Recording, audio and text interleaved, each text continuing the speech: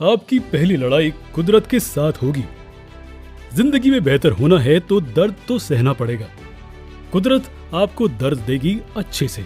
ये भरपूर प्रयास होगा कि देखें इसको जो देना चाहते हैं ये उसके लायक है भी या नहीं। आप इसको कुदरत का, नेचर का ट्रायल बोल सकते हो। ये नेचर का ट्रायल है।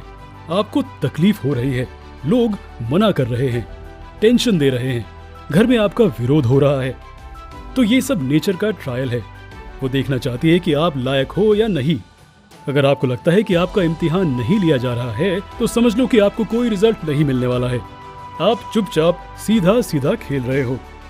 और अगर इम्तिहान चल रहा है तो कुदरत को बोलो कि और टफ करे, क्योंकि जितना ज्यादा टफ इम्तिहान होगा उतनी ही ज्यादा सफलता आपकी झोली में गिरने वाली है। ऐसा मान के चलना, बस ऐसा आप मान के चलना कि ऐसा ही होगा। आपको अपनी नींव को मजबूत करना है, क्योंकि जहां पहाड़ अटक जाएं वहां सब भटक जाएं। कभी भी यू टर्न मत मारना। कुदरत परीक्षा लेगी हर वक्त, हर घड़ी। अगर आप ईश्वर में विश्वास करते हैं तो मेरी बात नोट कर लीजिए।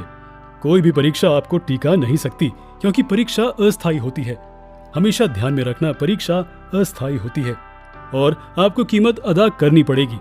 आज कीमत अदा कर दो और जिंदगी भर ऐश करो, या आज ऐश करके जिंदगी भर उसकी कीमत चुकाते रहो। कीमत तो अदा करनी पड़ेगी।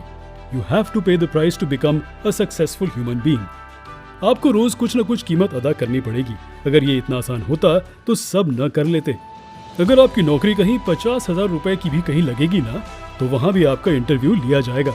और वहीं अगर नौकरी कहीं 1 लाख रुपए की लगेगी तो वहां आपका इंटरव्यू और तगड़ा लिया जाएगा। और अब आप ही बताओ कि अगर आपकी नौकरी 5 लाख रुपए की लगेगी तो वहां पर आपका इंटरव्यू कैसा लिया जाएगा। और वहीं अगर इंटरव्यू 10 लाख रुपए की होगी तो आपका इंटरव्यू भी बहुत तगड़ा लिया जाएगा और आपको दर्द भी होगा। दिल्ली और कर्नाटका का टेस्ट मैच चल रहा था। विराट कोहली 40 नॉट आउट पर खेल रहे थे। फिर अपने पिता की बुरी हालत के बारे में सुनकर वो घर वापस चले गए और घर पहुंचने के बाद उनकी माता ने उनसे कहा कि योर फादर इज नो मोर। अब विराट कोहली को समझ नहीं आ रहा था कि वो क्या करे। उन्होंने अपने कोच को फोन लगाया और उनसे पूछा कि मुझे क्या करना चाहिए सर। जवाब में उनके कोच ने कहा कि जो होना था वो हो गया।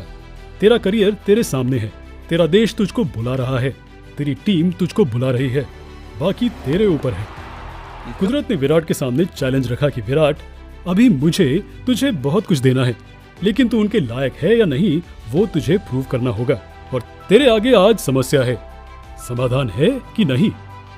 और उन्होंने कुदरत के समस्याओं के ऊपर पैर रख के उसे पार किया और मैच खेला, जाके 90 रन बनाए और वापस आके अपने पिता का अंतिम संस्कार किया। तो अब आप बताओ, आज कोहली के पास पैसे क्यों नहीं आने चाहिए?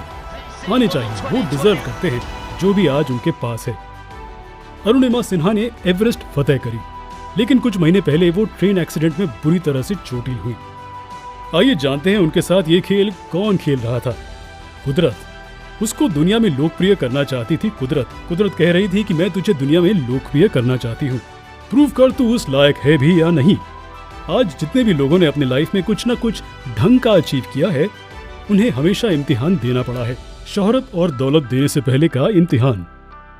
आपको अगर बहुत ही बड़ी समस्याओं का सामना करना पड़े और आप उन समस्याओं से घबराकर घर वापस लौट जाओ, तो कुदरत आप पर हंसेगी और कहेगी कि हमको तो पता था कि ये लौट जाएगा, ये सफल होने के काबिल ही नहीं है। लेकिन अगर आप एक बार कुदरत से जंग लड़ लो और जीत जाओ तो कुछ समय बाद ये कुदरत सहयोगी हो जाएगी आपकी। यही कुदरत जो आपके आगे परेशानी खड़ी करती है, एक दिन यही सपोर्ट में आके आपके साथ खड़ी हो जाएगी। और अगर आपके रास्ते में कोई अड़चन डालेगा भी तो उसे आपके रास्ते से हटा देगी ये कुदरत। कहते हैं कि कुछ लोग सपनों के खातिर अपनों से दूर रहें और कुछ लोग अपनों के खातिर सपनों से दूर रहें। मैं आपको बताना चाहूंगा कि कुदरत आपकी मेहनत का एक जर्रा भी जाया नहीं करेगी।